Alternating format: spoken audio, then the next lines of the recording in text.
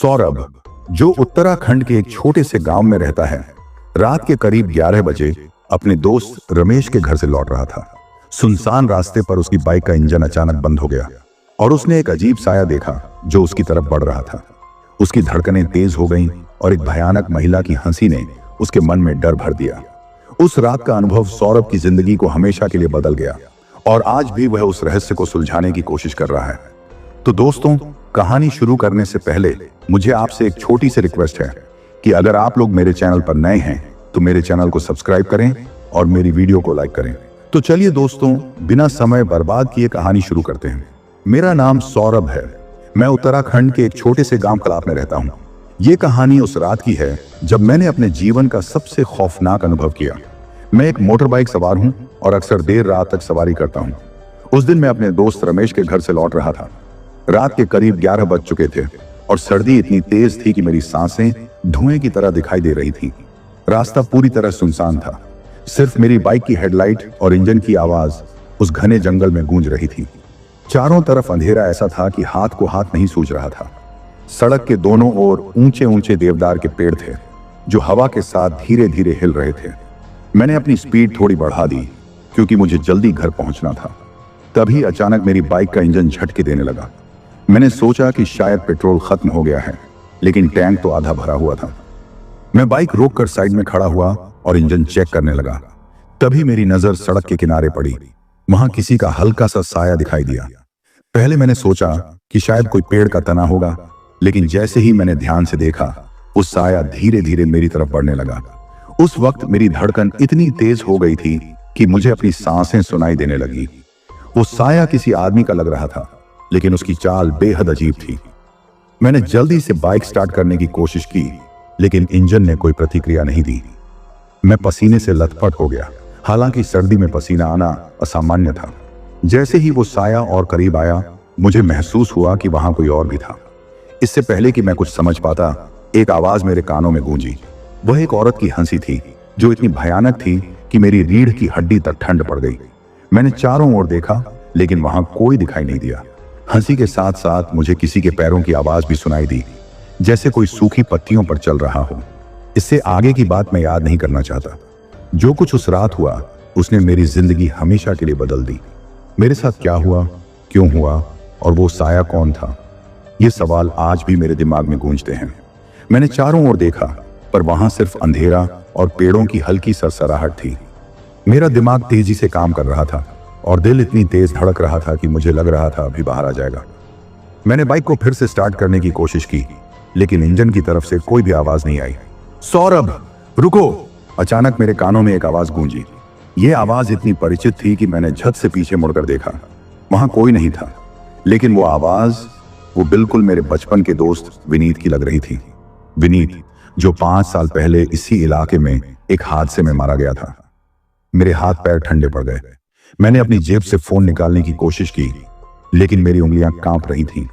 Phone की screen पर कोई नेटवर्क नहीं था। घड़ी रात के 11:20 पर थी। मैं इस समय उस जंगल के ठीक बीच में खड़ा था। इस इलाके को लोग गूंजा जंगल कहते थे क्योंकि यहाँ रात के समय अजीब अजीब आवाजें सुनाई देती थी। मैंने पहले इन बातों को मजाक में लिया था, लेकिन अब मुझे समझ में आ रहा था कि उन कहानियों में कुछ सच्चाई जरूर थी। तूने मुझे भुला दिया सौरभ? वही आवाज फिर से आई। इस बार वो मेरे एकदम पास से आई। मैंने तेजी से अपनी बाइक के आगे की तरफ देखा। वहां कोई नहीं था, लेकिन ऐसा लगा जैसे कोई मेरे बहुत पास खड़ा हो।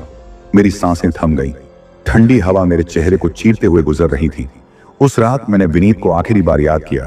वो और मैं स्कूल के समय से बहुत अच्छे दोस्त थे। हमेशा साथ रहते थे, हर जगह साथ जाते थे। लेकिन 5 साल पहले विनीत की बाइक एक गहरी खाई में गिर गई थी। पुलिस ने इसे एक दुर्घटना बताया, लेकिन गांव के कुछ लोग कहते थे कि उस इलाके में कुछ अजीब होता है। मैंने कभी इन बातों पर यकीन नहीं किया था। मैं वापस आया हूं सौरभ, तुझे मेरे साथ चलना होगा। ये शब्द जैसे ही मेरे कानों में पड़े, मैं घबराकर बाइक से दूर हट गया। मेरी जेब में चाबी पड़ी थी, लेकिन मैं उसे पकड़ने की हिम्मत नहीं कर पा रहा था। तभी मेरे आसपास पेड़ों की टहनियां हिलने लगी। ऐसा लगा जैसे वहां कोई छिपा हो और मुझे देख रहा हो।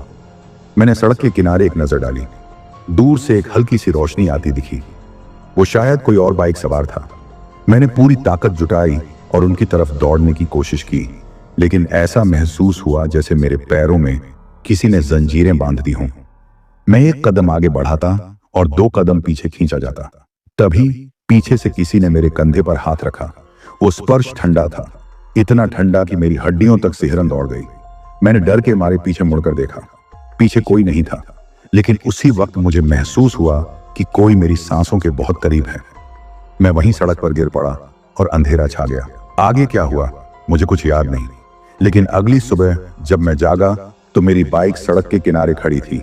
मेरे कपड़े गीले और मैले थे, जैसे मैं किसी कीचड़ में गिरा हूं। मेरा फोन वहीं पड़ा था, लेकिन बैटरी पूरी तरह से खत्म थी। मैं लड़खड़ाते हुए बाइक तक पहुंचा और उसे स्टार्ट करने की कोशिश की। बाइक पहली बार में स्टार्ट हो गई, लेकिन मेरे दिमाग में सिर्फ वही आवाज गूंज रही थी, तूने मुझे भुला दिया सौरभ। मैंने अपनी बाइक स्टार्ट की और वहां से जितनी तेजी से हो सका निकलने की कोशिश की, पर वो आवाज मेरे दिमाग से नहीं जा रही थी। हर बार जब मैं इंजन की गूंज सुनता, ऐसा लगता जैसे किसी की धीमी धीमी फुसफुसाहट मेरे कानों में घुल रही हो। सड़क खाली थी, लेकिन मुझे बार बार ऐसा महसूस हो रहा था कि कोई मेरी बाइक के पीछे भाग रहा है। मैं बार बार शीशे में झांकता, पर वहां सिर्फ गहरी रात और पेड़ों की लंबी छायाएं दिखती। मैंने बाइक की स्पीड बढ़ा दी। घड़ी रात के करीब 12 बजा रही थी। मुझे याद है कि घर पहुंचने में अभी भी 20 किलोमीटर का रास्ता बाकी था। जंगल के बीच से गुजरती वो सड़क इतनी डरावनी थी कि हर पेड़, हर मोड़ मुझे किसी साए जैसा महसूस हो रहा था। हवा इतनी तेज चल रही थी कि उसकी सीटी कानों में गूंज रही थी, पर यह सब मेरे डर को और बढ़ा रहा था। तभी अचानक मेरी बाइक के सामने से एक जानवर दौड़ता हुआ निकला। वो शायद कोई जंगली कुत्ता था, लेकिन उसकी आंखें अजीब तरह से चमक रही थी। मैंने ब्रेक लगाया, लेकिन बाइक बेकाबू होकर सड़क के किनारे की ढलान पर गिर गई। मैं जमीन पर लुढ़कते हुए कुछ कदम नीचे जा गिरा। शरीर में दर्द की लहर दौड़ गई, लेकिन मैं उठकर तुरंत बाइक के पास गया। सड़क पर अब पूरी तरह से सन्नाटा था। अंधेरे में सिर्फ बाइक की लाइट की हल्की रोशनी दिख रही थी। मैं बाइक उठाने की कोशिश कर रहा था कि मुझे ऐसा लगा जैसे कोई मेरे पीछे खड़ा हो। मैंने घबराकर पलटकर देखा, वहां कुछ नहीं था, लेकिन हवा का ठंडा झोंका मेरे शरीर को अंदर तक भेद गया। सौरभ, आवाज फिर सुनाई दी। इस बार वो बेहद धीमी थी, लेकिन इतनी नजदीक कि मुझे लगा वो मेरे ठीक कान के पास है। मैंने अपनी बाइक उठाई और उसे स्टार्ट करने लगा, पर बाइक की आवाज के साथ साथ मुझे ऐसा लगा जैसे कोई पास में खड़ा होकर मेरे हर कदम को देख रहा हो। सड़क अब ज्यादा सुनसान लगने लगी थी। मुझे याद आया कि मेरे दोस्त रमेश ने इस रास्ते के बारे में कुछ कहा था। उसने बताया था कि कुछ साल पहले इसी सड़क पर एक आदमी की मौत हो गई थी। वो भी देर रात बाइक पर था और साथ कुछ ऐसा हुआ था जो कोई समझ नहीं पाया। मैंने बाइक फिर से चलानी शुरू की। इस बार मैंने पीछे मुड़कर देखना बंद कर दिया, लेकिन मेरे आसपास की हवा में एक अजीब सा भारीपन था। ऐसा लग रहा था जैसे मैं किसी अनदेखे भार के नीचे दबा जा रहा हूं। रात के करीब 12:30 होंगे जब मैंने जंगल का आखिरी हिस्सा पार किया। अब मैं उस छोटे से पुल के पास था जो गांव की सीमा शुरू होने का संकेत देता है। लेकिन जैसे ही मैंने पुल पर बाइक चढ़ाई, मेरे सामने एक आदमी खड़ा दिखा। वो बिना हिले डुले सड़क के बीचों बीच खड़ा था। उसकी काया इतनी अजीब थी कि उसे देखकर मेरी रीढ़ की हड्डी तक सिहर उठी। उसने सफेद कपड़े पहन रखे थे, लेकिन उसका चेहरा किसी गहरे साए में छिपा हुआ था।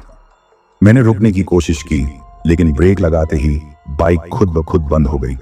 चारों तरफ फिर से वही सन्नाटा छा गया। तू यहां क्यों आया? उस आदमी की आवाज सुनाई दी। ये आवाज इतनी ठंडी और भयानक थी कि मुझे लगा मेरी सांसें थम जाएंगी। मैंने कोई जवाब नहीं दिया, बस बाइक को दोबारा स्टार्ट करने की कोशिश करता रहा, लेकिन बाइक जैसे पत्थर बन चुकी थी। उस आदमी ने धीरे धीरे मेरे पास आना शुरू किया। उसके कदम इतने धीमे थे कि हर कदम की आवाज मुझे साफ सुनाई दे रही थी, लेकिन जैसे ही मैंने उसकी आंखों की तरफ देखा, मैं चीख भी नहीं पाया। मैंने उस आदमी की आंखों में झांकने की कोशिश की, लेकिन वो खाली थी, जैसे अंदर कुछ भी नहीं था। एक पल के लिए ऐसा लगा कि समय रुक गया हो। मेरे चारों ओर हवा इतनी ठंडी हो गई थी कि सांस लेना मुश्किल हो रहा था। उसने फिर से वही सवाल दोहराया, तू यहां क्यों आया? इस बार उसकी आवाज और गहरी और भारी थी, जैसे किसी गुफा के अंदर से आ रही हो। मैंने बिना कुछ सोचे बाइक को स्टार्ट करने की पूरी ताकत लगाई। इंजन अचानक जोर से गड़गड़ाया और बाइक चालू हो गई। मैंने बिना उस आदमी की तरफ देखे एक्सीलेटर घुमाया और पुल पार करने की कोशिश की, लेकिन जैसे ही मैंने आगे बढ़ने का प्रयास किया, ऐसा लगा जैसे किसी ने मेरे हैंडल को पकड़ लिया हो। बाइक बुरी तरह लड़खड़ाने लगी और मैं लगभग गिरने ही वाला था। तुझे यहां से वापस जाना होगा, उसने धीरे से कहा, लेकिन उसकी आवाज अब मेरे दिमाग के अंदर गूंजने लगी। मैं कुछ बोल नहीं पा रहा था। ऐसा लग रहा था जैसे मेरे होंठ सिले हुए हों। मैं पूरी ताकत लगाकर हैंडल पर पकड़ बनाए हुए था, लेकिन बाइक जैसे किसी अदृश्य दीवार से टकरा गई हो। उस वक्त मुझे विनीत का चेहरा याद आया। मैं और विनीत अक्सर इस रास्ते पर बाइक रेस किया करते थे। मुझे याद है वो हमेशा कहता था कि इस पुल पर कुछ अजीब लगता है। मैं उसकी बातों पर हंसा करता था। डरपोक मत बन, यही मैं उसे कहता था। पर आज मुझे उसकी हर बात सच लग रही थी। पुल के नीचे से पानी की आवाज आ रही थी। वो धारा बहुत तेज बह रही थी, लेकिन उसमें भी मुझे किसी के रोने की आवाज सुनाई दी। वो इतनी धीमी थी कि ध्यान देने पर ही सुनाई दे रही थी, लेकिन वो आवाज मेरे दिमाग में गूंज रही थी। मैंने घबराकर नीचे झांका। पुल के नीचे सिर्फ पानी था, पर मुझे ऐसा महसूस हो रहा था जैसे कोई वहां खड़ा हो और मुझे देख रहा हो। आखिरकार मैंने हिम्मत जुटाई और हैंडल पर और जोर से पकड़ बनाई। मैंने बाइक को पूरी ताकत से आगे बढ़ाया। इस बार बाइक चल पड़ी। मैंने उस अजीब आदमी को पीछे छोड़ दिया, लेकिन मेरी धड़कनें तेज थीं। पुल के पार करने के बाद रास्ता थोड़ा चौड़ा हो गया था। अब मैं गांव के करीब पहुंच रहा था। घड़ी में रात के 1 बजाने वाले थे। गांव के पास का रास्ता थोड़ी चढ़ाई पर था। जैसे ही मैं ऊपर की ओर बढ़ा, मुझे सड़क के किनारे पर कुछ हलचल दिखाई दी। दूर से देखने पर लगा कि शायद कोई जानवर होगा, लेकिन जैसे ही करीब पहुंचा, वो कोई जानवर नहीं बल्कि एक लड़की थी। वो सड़क के किनारे खड़ी थी, सिर झुकाए हुए। उसके बाल उसके चेहरे को पूरी तरह से ढक रहे थे और उसकी काया इतनी पतली थी कि वो किसी परछाई जैसी लग रही थी। मैंने बाइक की स्पीड कम की, लेकिन उस वक्त मुझे ऐसा लगा जैसे मेरी आंखें धोखा खा रही थी। मैंने उसे पीछे छोड़ दिया और अपनी स्पीड बढ़ा दी। पर जैसे ही मैंने कुछ दूर जाकर शीशे में देखा, वो लड़की अब भी मेरे पीछे खड़ी थी, लेकिन इस बार उसकी आंखें साफ दिखाई दे रही थी। वो चमक रही थी, सफेद और खाली। मेरे हाथ कांपने लगे और बाइक जैसे बेकाबू हो गई। आसमान में बादल घने हो गए थे। चांद की रोशनी पूरी तरह गायब हो चुकी थी। रास्ते के दोनों ओर के पेड़ एक दूसरे के इतने करीब झुके हुए थे कि ऐसा लग रहा था जैसे वो रास्ता बंद कर देंगे। हवा अब और सर्द हो चुकी थी और हर सांस भारी लग रही थी।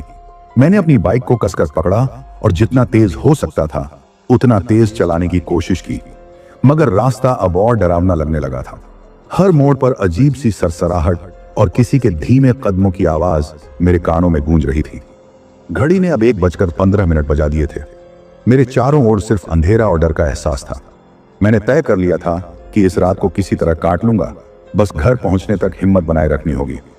मगर हर बार जब मैं पीछे देखता, ऐसा महसूस होता जैसे कोई साया मेरी बाइक के ठीक पीछे पीछे भाग रहा है। मुझे पसीने से तरबतर महसूस हो रहा था, लेकिन ठंडी हवा मेरी रीढ़ तक सिहरन पैदा कर रही थी। मुझे अचानक याद आया कि रमेश ने कुछ दिन पहले मुझसे कहा था, रात के समय इस रास्ते पर मत जाया कर, कुछ तो अजीब है यहाँ। मैंने उसे हल्के में लिया था। वो अक्सर इस तरह की डरावनी कहानियां सुनाया करता था, पर अब मुझे उसकी हर बात सही लग रही थी। सड़क का अगला हिस्सा अब ज्यादा सीधा था, लेकिन वहां भी चारों ओर से घनी झाड़ियां और पेड़ रास्ते को और घना बना रहे थे। बाइक की हेडलाइट की रोशनी बस कुछ मीटर तक ही जा रही थी। अचानक मेरी बाइक की रोशनी धुंधली होने लगी।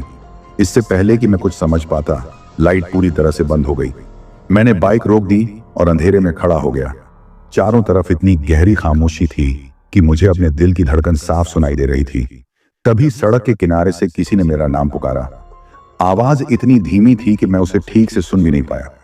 मैंने कांपते हुए चारों ओर देखा, पर वहां कोई नहीं था।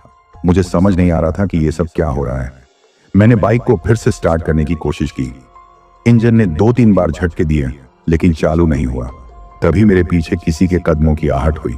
वो आवाज बिल्कुल साफ थी। कोई मेरे ठीक पीछे खड़ा था। मैंने हिम्मत जुटाकर पलट कर देखा, पर वहां सिर्फ घुप अंधेरा था। यह सब मेरा भ्रम है, मैंने खुद को समझाने की कोशिश की, लेकिन तभी एक ठंडी सांस मेरे कान के पास महसूस हुई। मैं डर के मारे जोर से चिल्ला पड़ा। मैंने बाइक को घसीटते हुए सड़क के बीच में लाने की कोशिश की और जैसे तैसे उसे स्टार्ट किया। बाइक चल पड़ी, लेकिन मेरे मन में वो एहसास अभी भी था कि कोई मुझे देख रहा है। सड़क पर कुछ दूर जाते ही मुझे एक मोड़ पर एक पुराना पेड़ दिखा। वो पेड़ बचपन से वहां खड़ा था। मैं जानता था कि उस पेड़ से आगे गांव शुरू हो जाएगा, लेकिन जैसे ही मैं पेड़ के करीब पहुंचा, बाइक खुद ब खुद धीमी हो गई। मैंने एक्सीलेटर पर जोर दिया, लेकिन वो अब रुकने लगी थी। तभी उस पेड़ के नीचे मुझे कुछ हिलता हुआ दिखाई दिया।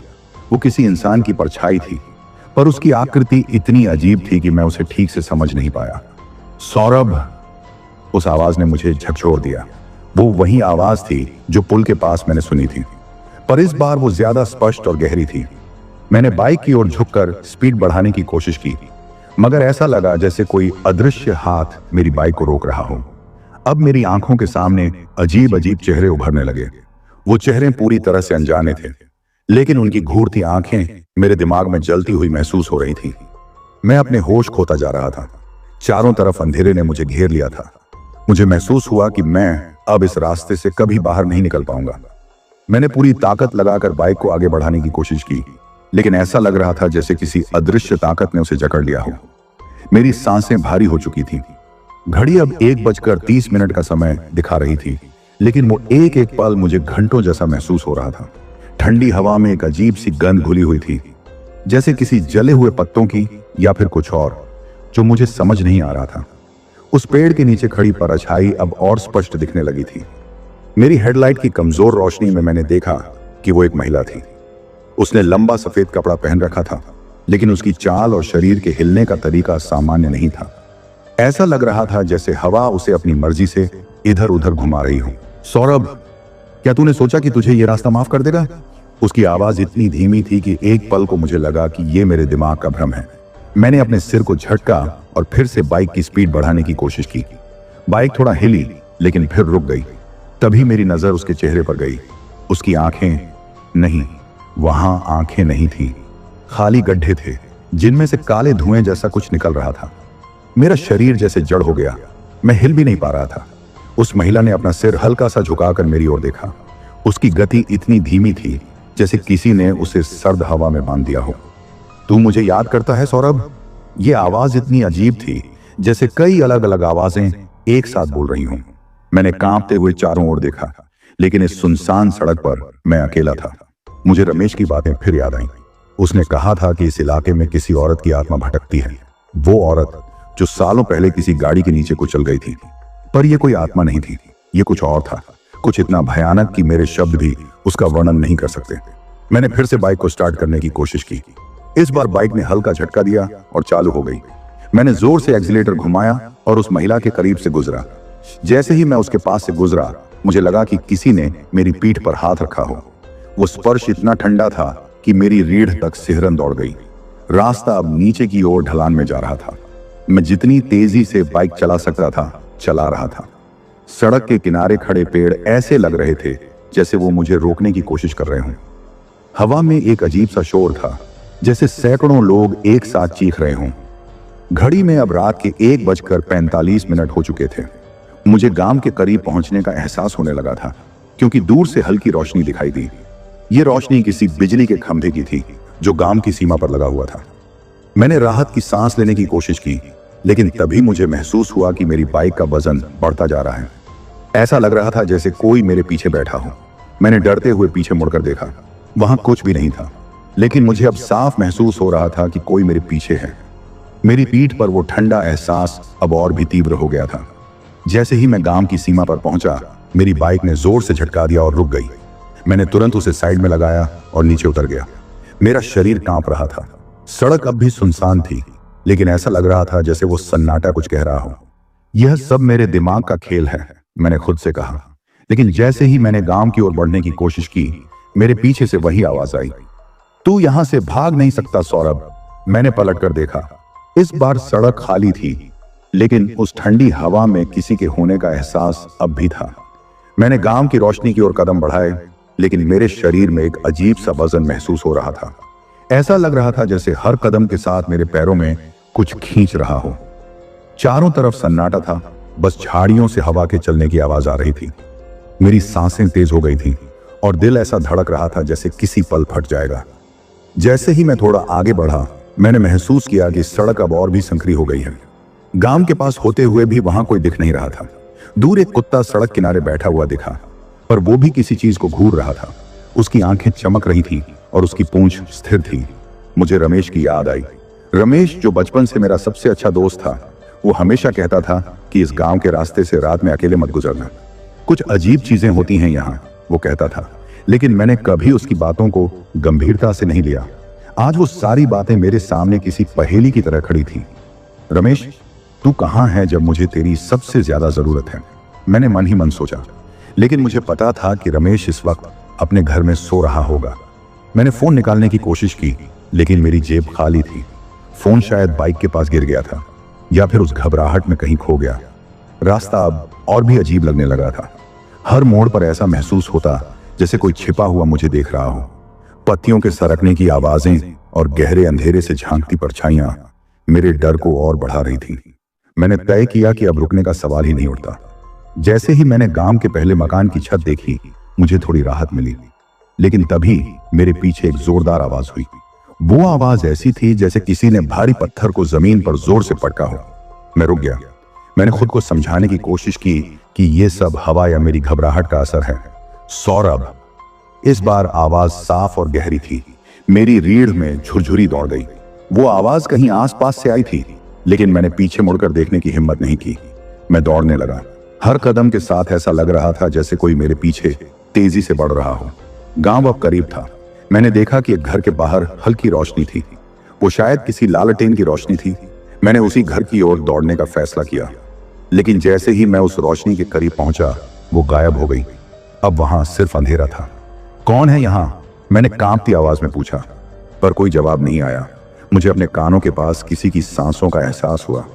मैंने खुद को झटके से पलटकर देखने को मजबूर किया। वहां कोई नहीं था, लेकिन सड़क के उस पार एक धुंधली आकृति अब भी खड़ी थी। वो आकृति धीरे धीरे मेरी ओर बढ़ रही थी। उसका हर कदम ऐसा था जैसे वो जानबूझकर मुझे डराने के लिए उठाए जा रहे हों। मेरी हिम्मत अब जवाब देने लगी थी। मैं वहीं जमीन पर गिर पड़ा, लेकिन मेरी आंखें उस आकृति पर जमी रहीं। उस आकृति के हर कदम के साथ मेरे अंदर का डर और बढ़ता जा रहा था।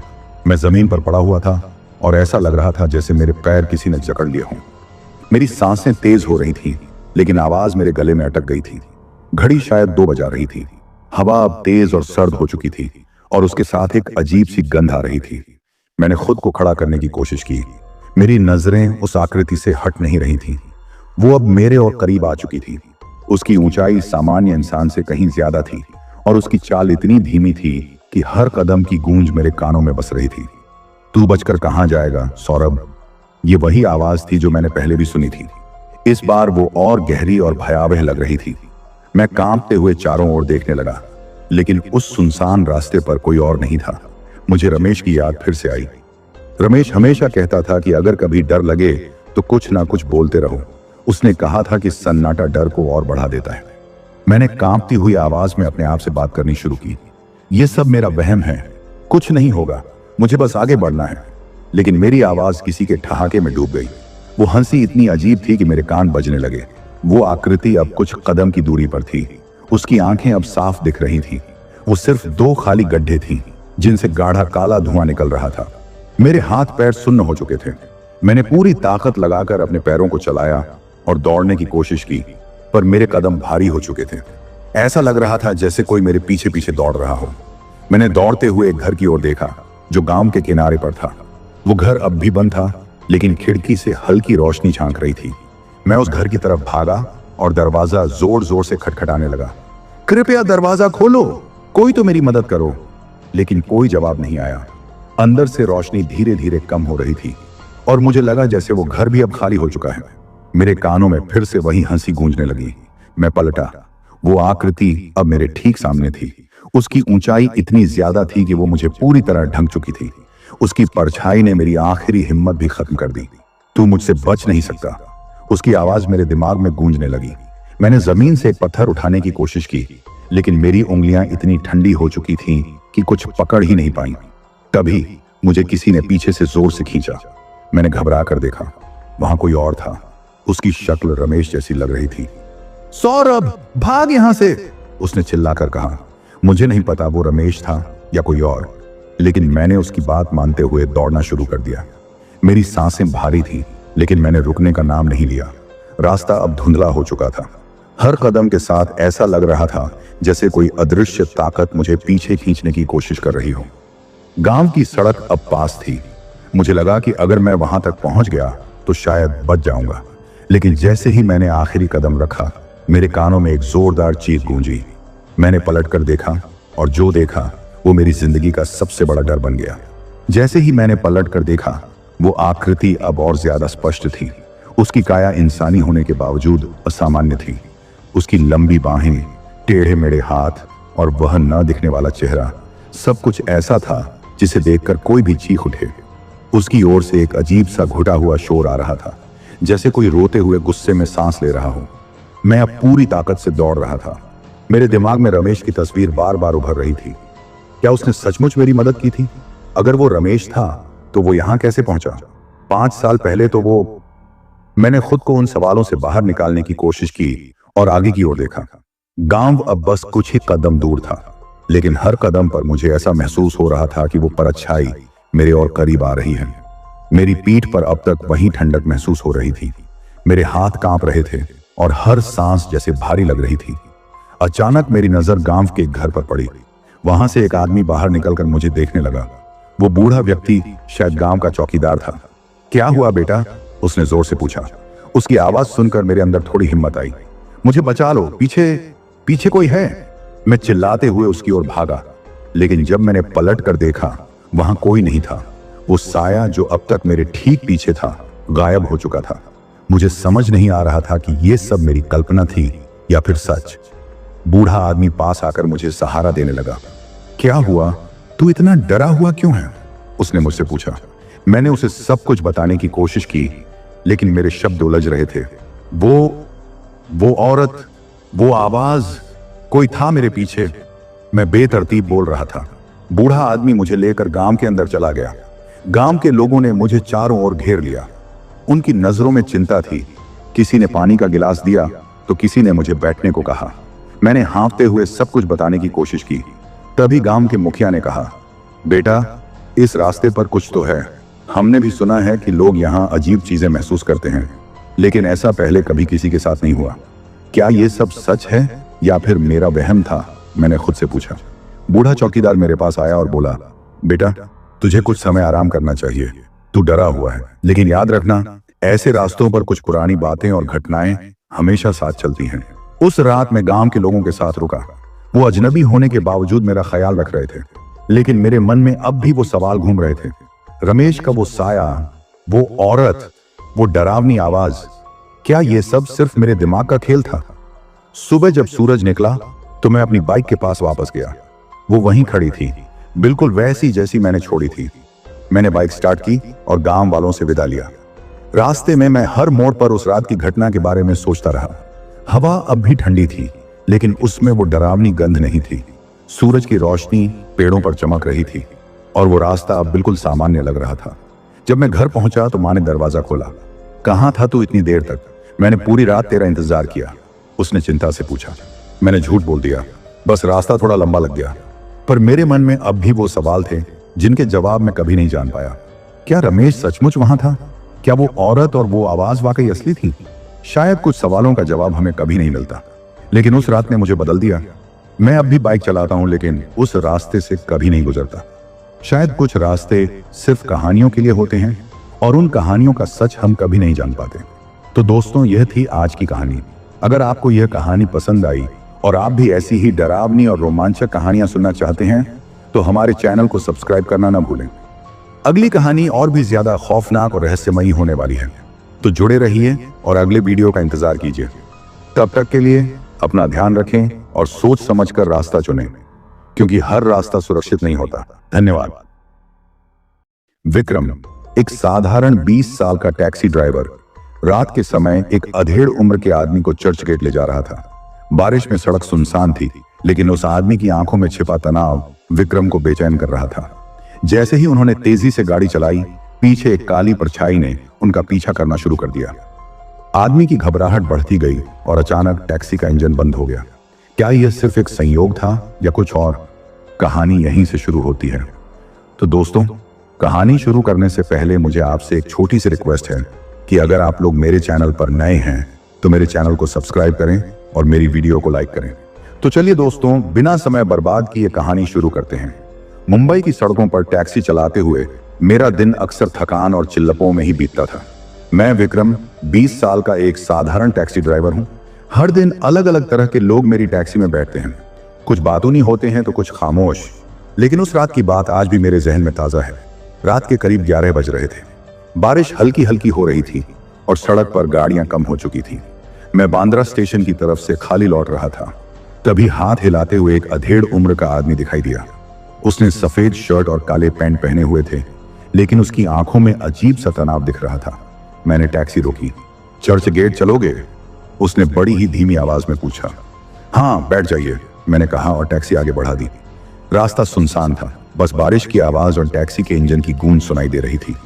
मैंने शीशे से देखा तो वो आदमी बार बार पीछे मुड़कर देख रहा था, जैसे कोई उसका पीछा कर रहा हो। मेरी जिज्ञासा बढ़ने लगी। सब ठीक है ना साहब? मैंने पूछा। उसने चौंकते हुए मुझे देखा और कहा, हाँ हाँ सब ठीक है, बस थोड़ा जल्दी चलो। मैंने स्पीड बढ़ा दी, लेकिन तभी मेरी नजर रियर व्यू मिरर पर पड़ी। पीछे कोई काली परछाई तेजी से हमारी टैक्सी का पीछा कर रही थी। मुझे लगा मेरी आंखों का धोखा होगा, लेकिन वो परछाई अब और करीब आ चुकी थी। मैंने दिल थाम कर ड्राइविंग पर ध्यान दिया, लेकिन वो आदमी अब पसीने से तरबतर हो चुका था। भाई टैक्सी मत रोको, बस चलते रहो, उसने घबराई हुई आवाज में कहा। इससे पहले कि मैं कुछ पूछ पाता, अचानक टैक्सी का इंजन बंद हो गया। टैक्सी का इंजन अचानक बंद होते ही मेरे हाथ पैर ठंडे पड़ गए। चारों तरफ घुप अंधेरा था और बारिश की आवाज के अलावा कुछ सुनाई नहीं दे रहा था। सड़क बिल्कुल सुनसान थी। मेरे माथे पर पसीना बहने लगा। मैंने चाबी घुमाकर टैक्सी स्टार्ट करने की कोशिश की, लेकिन इंजन ने कोई प्रतिक्रिया नहीं दी। क्या हुआ? पीछे बैठे आदमी की घबराई आवाज आई। पता नहीं साहब, शायद इंजन में दिक्कत आ गई है, मैंने बूझे मन से जवाब दिया। वो आदमी बेचैनी से इधर उधर देखने लगा। जल्दी ठीक करो, हमें यहां नहीं रुकना चाहिए, उसने तीखे लहजे में कहा। उसकी घबराहट ने मुझे और तनाव में डाल दिया। मैंने फिर से इंजन स्टार्ट करने की कोशिश की, लेकिन नाकाम रहा। तभी मेरी नजर सड़क के किनारे एक सुनसान ढाबे पर पड़ी, जिसकी एक धुंधली ट्यूबलाइट झपक रही थी। शायद वहां कोई मदद मिल जाए, मैंने मन ही मन सोचा। साहब, ढाबा दिख रहा है सामने, वहां चलते हैं। वो आदमी चुपचाप सिर हिलाकर मान गया। हम दोनों टैक्सी से उतरे और ढाबे की ओर बढ़ने लगे। चारों तरफ अजीब सी खामोशी थी। बारिश भी अब धीमी हो चुकी थी। जैसे ही हम ढाबे के करीब पहुंचे, मुझे अजीब सी दुर्गंध का एहसास हुआ। ढाबे के पास कोई इंसान नजर नहीं आ रहा था। टेबल पर पानी के गिलास पड़े हुए थे, जिन पर धूल जमा थी। यहां तो कोई नहीं लगता, मैंने धीरे से कहा। देख लो, शायद अंदर कोई हो, उस आदमी ने घबराते हुए कहा। हमने कदम बढ़ाए और ढाबे के अंदर झांका। दीवारों पर जाले लटके हुए थे और फर्श पर सूखे पत्ते बिखरे थे। तभी अचानक पीछे से किसी के कदमों की आहट सुनाई दी। मैंने पलटकर देखा, लेकिन वहां कोई नहीं था। क्या तुमने कुछ सुना? मैंने हकलाते हुए पूछा। उस आदमी का चेहरा सफेद पड़ चुका था। उसने कांपते हुए कहा, हाँ, वो कोई हमारे पीछे है। मैंने घबराहट में अपने कदम तेज कर दिए। हम जल्दी से ढाबे के बाहर निकलने लगे। तभी मेरे मोबाइल की टॉर्च की रोशनी में कुछ चमका। सड़क के किनारे एक जोड़ी लाल आंखें टिमटिमा रही थीं। उन लाल आंखों को देखकर मेरी रीढ़ में ठंडक दौड़ गई। मैंने सोचा शायद मेरी आंखों का धोखा होगा, लेकिन वो आंखें वहीं टिकी रहीं। मैंने घबराते हुए पीछे देखा तो वो आदमी अब और भी ज्यादा पसीने में लथपथ हो चुका था। उसकी सांसें तेज चल रही थीं। भाई जल्दी करो, यहां से निकलना होगा, उसने कांपती आवाज में कहा। कैसे निकलें? टैक्सी बंद है, मैंने हड़बड़ाते हुए जवाब दिया। मेरा दिमाग पूरी तरह से सुन्न हो चुका था। चलते हैं, पैदल ही सही, वो लगभग गिड़गिड़ाते हुए बोला। हमने तेज कदमों से सड़क पर आगे बढ़ना शुरू किया। बारिश अब पूरी तरह रुक चुकी थी, लेकिन हवा में अजीब सी नमी और सनसनी थी। रास्ता वीरान था। दूर दूर तक न कोई गाड़ी दिख रही थी और न ही कोई इंसान। सिर्फ हमारी तेज होती सांसों की आवाज वातावरण में गूंज रही थी। कुछ ही मिनटों बाद हम एक पुराने और टूटे हुए पुल के पास पहुंचे।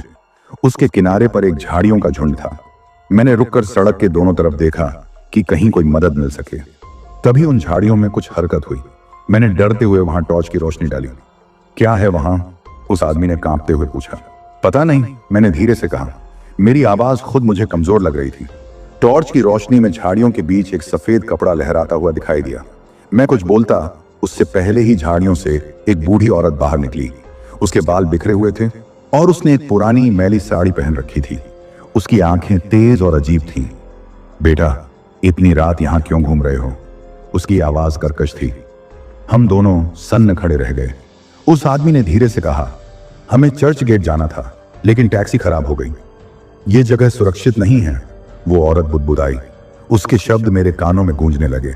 मैंने सोचा शायद वो कोई पागल या बेघर महिला होगी, लेकिन उसकी आंखों में जो डर था वो झूठ नहीं लग रहा था।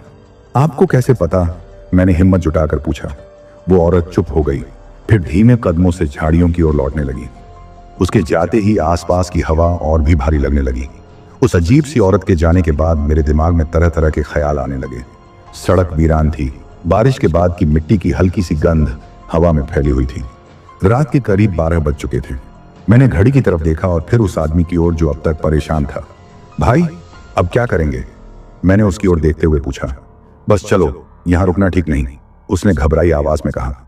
हम दोनों तेज कदमों से चलते हुए पुल पार करने लगे। चारों तरफ सन्नाटा पसरा हुआ था। दूर कहीं कुत्तों के भौंकने की आवाज आ रही थी। मुझे ऐसा महसूस हो रहा था जैसे कोई हमें दूर से देख रहा हो। मैं बार बार पीछे मुड़कर देखता, लेकिन वहां कुछ नहीं था। पुल के उस पार सड़क थोड़ी चौड़ी हो गई थी। मैंने देखा कि कुछ दूरी पर एक बंद दुकान के बाहर 2 लोग बैठे हुए सिगरेट पी रहे थे। उनकी मौजूदगी से थोड़ी राहत महसूस हुई। चलो उनसे मदद मांगते हैं, मैंने उस आदमी से कहा। हम उनके पास पहुंचे। उनमें से एक अधेड़ उम्र का था और दूसरा शायद मेरा हम उम्र ही होगा। वो हमें देखकर चौंक गए। इस वक्त यहां क्या कर रहे हो तुम लोग? अधेड़ आदमी ने गंभीर लहजे में पूछा। टैक्सी खराब हो गई है, चर्च गेट जाना था, मैंने धीरे से कहा। वो दोनों एक दूसरे को देखने लगे जैसे उन्हें कुछ समझ नहीं आ रहा हो। फिर अधेड़ आदमी ने गहरी सांस लेते हुए कहा, यहां से जल्दी निकल जाओ, ये इलाका रात के वक्त ठीक नहीं है। क्यों? मैंने अनजाने में पूछ लिया। उसने मेरी बात को अनसुना करते हुए कहा, बस सीधे चलते रहो, किसी से बात मत करना और जहां लाइट दिखे वहां जाकर रुकना। उनकी बातों ने मुझे और डरा दिया।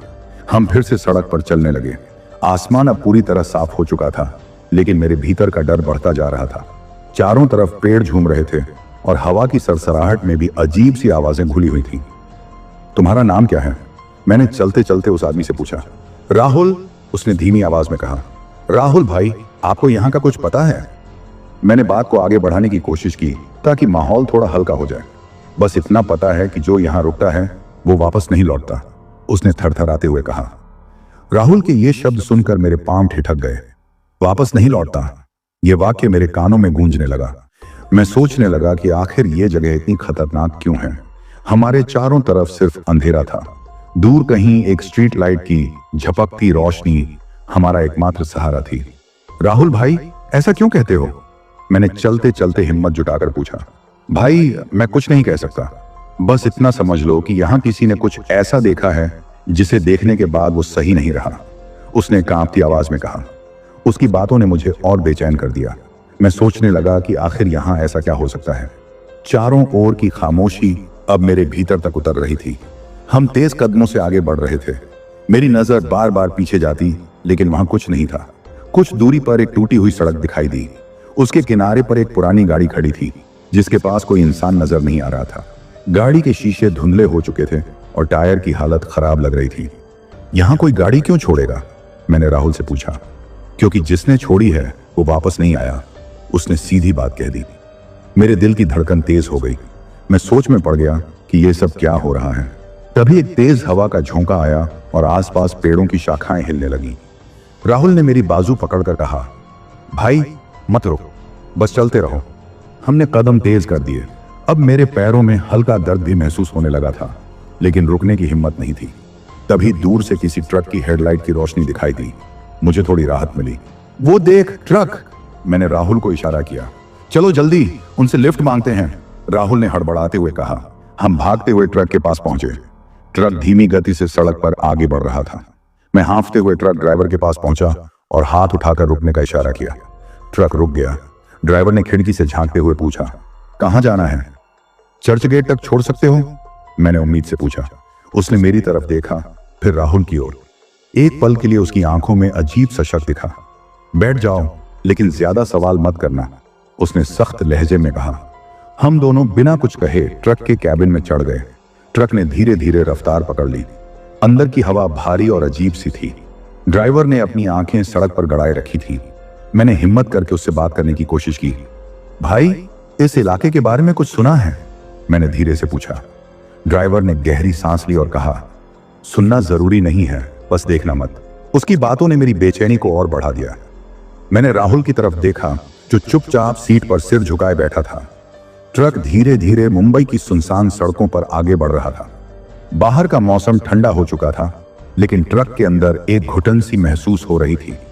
ड्राइवर अब तक चुप था, बस सड़क पर निगाहें जमाए हुए था। ट्रक के इंजन की गूंज और टायरों की सड़क से रगड़ने की आवाज के अलावा सब कुछ शांत था। राहुल अब तक बेचैन था। उसका चेहरा पसीने से भीगा हुआ था, जैसे वो किसी गहरे डर के जाल में फंसा हो। मैंने उसके कंधे पर हाथ रखा। भाई सब ठीक है? उसने सिर हिलाया लेकिन कुछ नहीं कहा। उसकी चुप्पी ने मेरी घबराहट बढ़ा दी। मैं खुद को संभालने की कोशिश कर रहा था कि तभी ट्रक अचानक जोर से झटका खाकर रुक गया। ड्राइवर ने गुस्से से ब्रेक मारा और नीचे उतर गया। अब क्या हुआ? मैंने नीचे झांकते हुए पूछा।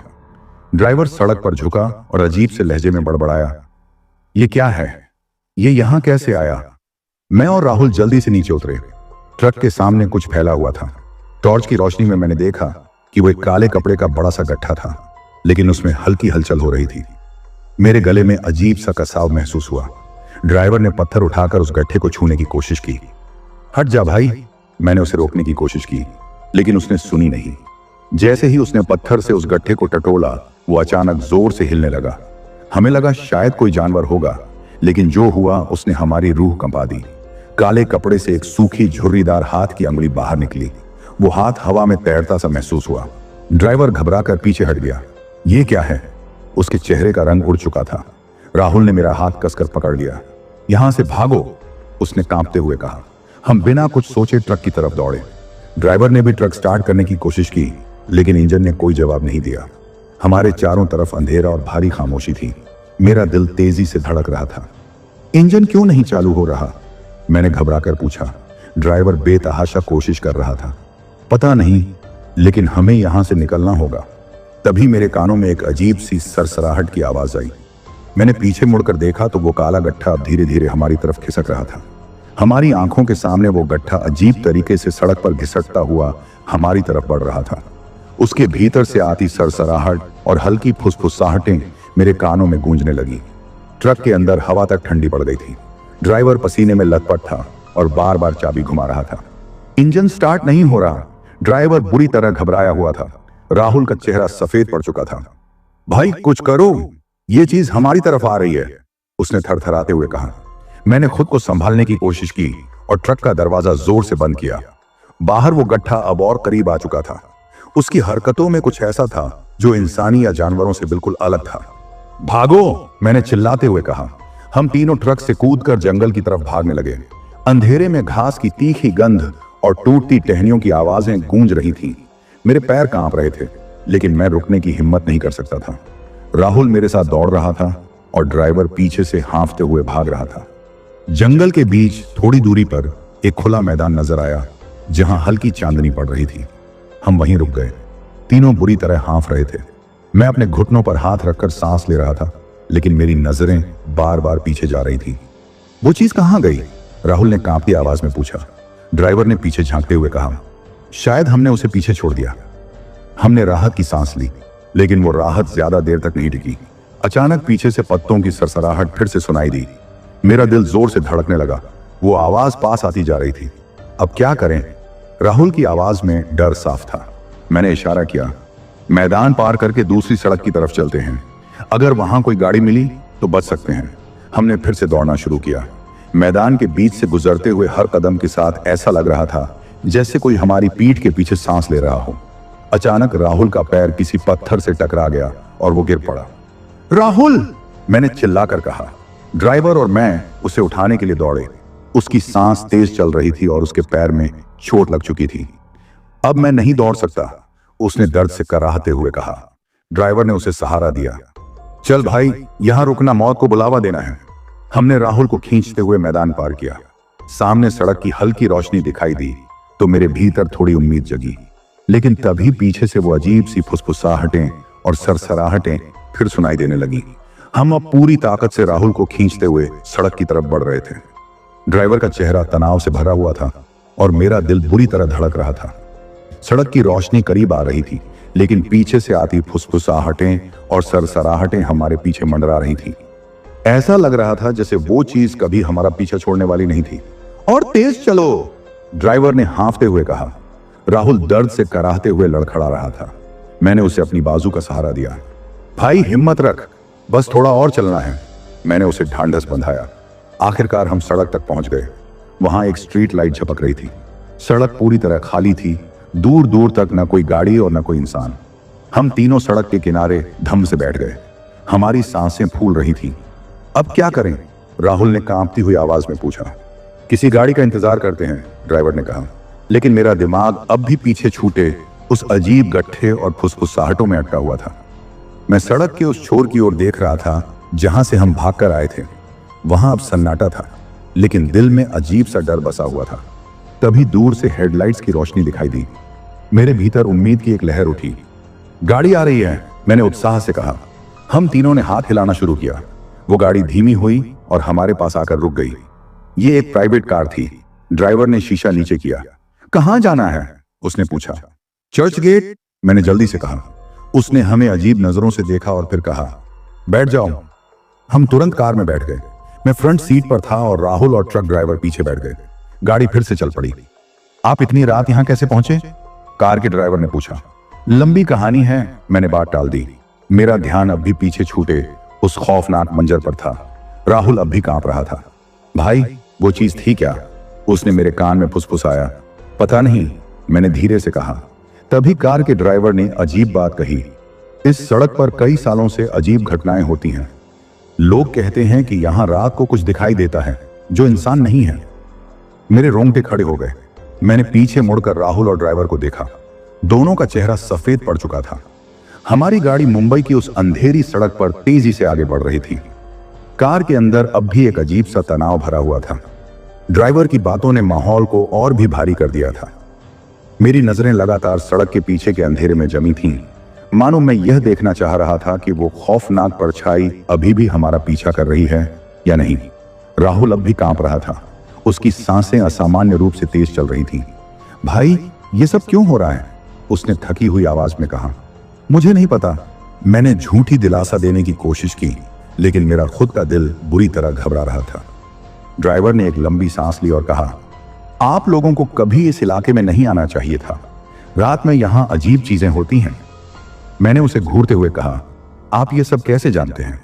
वो कुछ पल चुप रहा और फिर बोला, कुछ साल पहले मेरी भी गाड़ी यहीं बंद हो गई थी। तब मैंने भी कुछ ऐसा ही देखा था। काले कपड़े में कोई अजीब सी परछाई। तब मैं अकेला था, शायद इसलिए बच गया। पर उसके बाद मैंने कभी इस रास्ते से रात में सफर नहीं किया। ड्राइवर की बातों ने मेरी धड़कन और तेज कर दी। सड़क पर अब हल्की हल्की रोशनी दिखने लगी थी। शायद हम अब शहर के करीब पहुंच रहे थे। राहुल ने गहरी सांस लेते हुए कहा, शुक्र है, अब हम बच जाएंगे। लेकिन मेरी निगाह अचानक रियर व्यू मिरर पर गई। वहां पीछे कुछ हलचल थी। एक धुंधली आकृति गाड़ी के पीछे दौड़ रही थी। मेरी आंखें फटी रह गईं। भाई, वो चीज अब भी हमारे पीछे है, मैंने घबराते हुए कहा। ड्राइवर ने शीशे से झांक कर देखा और उसके चेहरे का रंग उड़ गया। उसने गाड़ी की स्पीड बढ़ा दी। इंजन की आवाज तेज हो गई और हम गाड़ी में झटके से पीछे की तरफ धकेल दिए गए। राहुल चिल्लाया, हमें बचाओ। मैंने अपनी सांस थाम ली। सड़क के किनारे की रोशनी अब धुंधली पड़ रही थी। अगर आपको यह कहानी पसंद आई हो तो प्लीज हमारे चैनल को सब्सक्राइब करें और बेल आइकन दबाना न भूलें, ताकि आप हमारी अगली रोमांचक और डरावनी कहानी मिस न करें। अगली बार फिर एक नई और सच्ची कहानी के साथ मिलेंगे। धन्यवाद। है लाहौर के शाहदरा इलाके के 25 वर्षीय बस ड्राइवर मोहम्मद सलीम की, जो एक रात अपने रोज के सफर पर निकले। सर्दी की धुंध में बस में केवल एक अकेली औरत बचती है, जिसका चेहरा अंधेरे में छिपा होता है। जब सलीम उससे उसका स्टॉप पूछता है तो वह उसे ठंडे लहजे में जवाब देती है, बस चलाते रहो। अचानक जब सलीम अपनी आंखें पीछे की सीट पर डालता है तो उसे एहसास होता है कि वह औरत वहां नहीं है और उसके पीछे कुछ डरावना खड़ा है। तो दोस्तों, कहानी शुरू करने से पहले मुझे आपसे एक छोटी सी रिक्वेस्ट है कि अगर आप लोग मेरे चैनल पर नए हैं तो मेरे चैनल को सब्सक्राइब करें और मेरी वीडियो को लाइक करें। तो चलिए दोस्तों, बिना समय बर्बाद किए कहानी शुरू करते हैं। यह कहानी लाहौर पाकिस्तान के शाहदरा इलाके के एक 25 वर्षीय बस ड्राइवर मोहम्मद सलीम की है। यह घटना 2019 में हुई थी, जब वह रोज की तरह अपनी बस लेकर निकला था। उस रात वक्त तकरीबन 11 बजे का था। सर्दियों का मौसम था और हल्की हल्की धुंध सड़कों पर बिछी हुई थी। सलीम की बस शाहदरा से रवाना हुई और उसने सोचा कि आखिरी चक्कर लगाकर घर चला जाएगा। बस में सिर्फ 3-4 सवारियां थीं। एक बुजुर्ग आदमी, एक जोड़ा और एक अकेली औरत जो सबसे पीछे बैठी थी। सलीम ने शीशे में देखा। औरत का चेहरा साफ नजर नहीं आ रहा था, लेकिन उसकी काली चादर बस की रोशनी में चमक रही थी। उसे अजीब सा एहसास हुआ, लेकिन उसने ज्यादा ध्यान नहीं दिया। आगे जाकर बुजुर्ग आदमी उतर गया। फिर वो जोड़ा भी अपने स्टॉप पर चला गया। अब बस में सिर्फ वो औरत बची थी। सलीम ने शीशे में फिर देखा। अब वो औरत बिल्कुल सीधी बैठी थी। उसका चेहरा हल्की रोशनी में नजर आने लगा था, लेकिन उसके हाव भाव कुछ अजीब थे, जैसे वह कुछ बुदबुदा रही हो। आपको कहां उतरना है? सलीम ने आखिरकार पूछ लिया। कुछ पल खामोशी रही, फिर धीमे और ठंडे लहजे में जवाब आया, बस चलाते रहो। सलीम के हाथ स्टीयरिंग पर जमे रहे, लेकिन उसके शरीर में एक सिहरन दौड़ गई। उसे महसूस हुआ कि बस का माहौल अचानक ठंडा हो गया है। उसने खिड़की से बाहर झांका। सड़कें सुनसान थीं। शाहदरा के इस इलाके में इस समय इतनी वीरानी नहीं होती थी। उसने फिर से शीशे में देखा। इस बार वह औरत उसे घूर रही थी। उसकी आंखें गहरी, खाली और अंधेरी थी, जैसे किसी गहरी खाई में झांक रहा हो। सलीम ने झट से ब्रेक मारी और बस रोक दी। वह घबरा कर पलटा, लेकिन पीछे की सीट खाली थी। वो औरत वहां नहीं थी। उसका दिल जोर जोर से धड़कने लगा। उसने दरवाजा खोला और बाहर झांका, लेकिन दूर दूर तक कोई नजर नहीं आया। अचानक उसे महसूस हुआ कि कोई उसके ठीक पीछे खड़ा है। उसने धीरे धीरे सिर घुमाया और जो उसने देखा, सलीम की सांसें थम गईं। उसकी रीढ़ में एक ठंडी लहर दौड़ गई। वह धीरे धीरे पलटा और जो उसने देखा, उसने उसकी आत्मा तक हिला दी। एक काली परछाई बस की रोशनी में हल्की झलकती हुई उसके ठीक पीछे खड़ी थी। उसका चेहरा धुंधला था, लेकिन उसकी आंखें वे गहरी, अंधेरे से भरी हुई थी, जैसे किसी कुएं की गहराई में झांक रहा हो। सलीम का गला सूख गया। उसने कुछ कहने की कोशिश की, लेकिन आवाज हलक में ही अटक गई। बस का इंजन अब भी चल रहा था, लेकिन माहौल में अजीब सा सन्नाटा था। सड़क के दोनों तरफ पुराने पेड़ खड़े थे, जिनकी शाखाएं ठंडी हवा में हिल रही थी। दूर दूर तक कोई गाड़ी या आदमी नजर नहीं आ रहा था। यह जगह शाहदरा से थोड़ा आगे पुराने रेलवे क्रॉसिंग के पास थी, जहां ज्यादातर लोग देर रात आने से बचते थे। सलीम ने हिम्मत जुटाकर झटके से अपने बाएं कंधे के ऊपर देखा। कुछ नहीं था, लेकिन जैसे ही उसने सामने देखा, वह परछाई अब ठीक उसके सामने खड़ी थी। इस बार वह पूरी तरह साफ दिख रही थी। एक औरत, लंबी काले लिबास में लिपटी हुई, चेहरे पर अजीब सा दर्द और गुस्सा। सलीम का बदन ठंडा पड़ने लगा। उसका दिल इतनी तेज धड़क रहा था कि उसे लगा शायद अभी उसके सीने से बाहर निकल आएगा।